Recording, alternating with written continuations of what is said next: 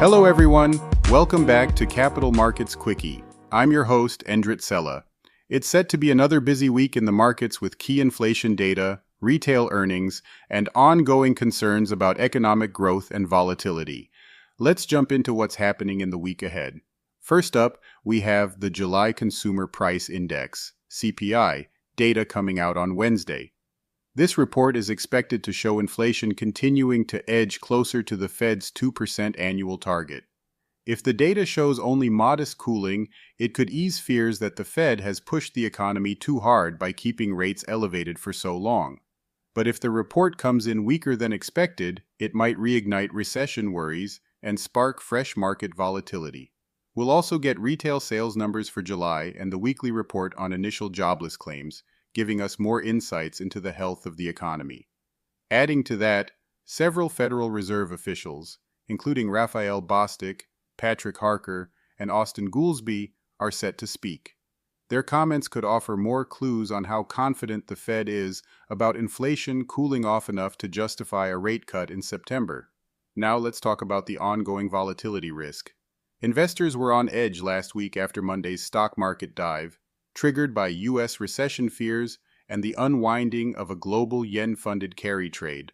A drop in jobless claims on Thursday helped the markets recover some of their losses by Friday, but the week ahead will test whether the recent optimism about rate cuts is justified. Plus, with concerns about the Middle East conflict and the upcoming U.S. election, we're likely to see volatility stick around for a while. Earnings season is winding down, but there are still some key reports to watch. Home Depot and Walmart will be in the spotlight as investors look for clues on consumer spending, which is a major driver of economic growth.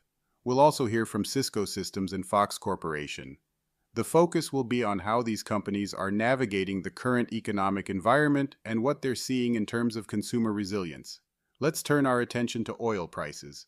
Oil gained last week after comments from Fed officials suggested that rate cuts could come as soon as September, easing demand concerns. At the same time, geopolitical tensions in the Middle East continue to raise supply risks, with fears that the conflict could escalate and disrupt oil production in the region. With Brent gaining over 3.5% and U.S. crude futures up more than 4%, the market will be closely watching developments this week. Finally, the UK is set to release a string of economic data that could shape the outlook for monetary policy in the coming months. On Tuesday, we'll see data on wage growth, followed by inflation figures on Wednesday.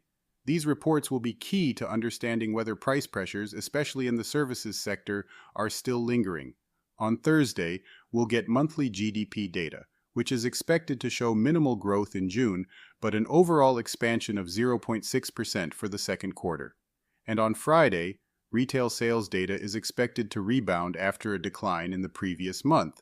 The Bank of England just cut rates for the first time since 2020, and the markets are currently pricing in a 33% chance of another cut at its September meeting. That's all for today's Capital Markets Quickie. With key inflation data, retail earnings, and the ongoing risk of market volatility, it's going to be another crucial week for the markets. Stay tuned and stay informed.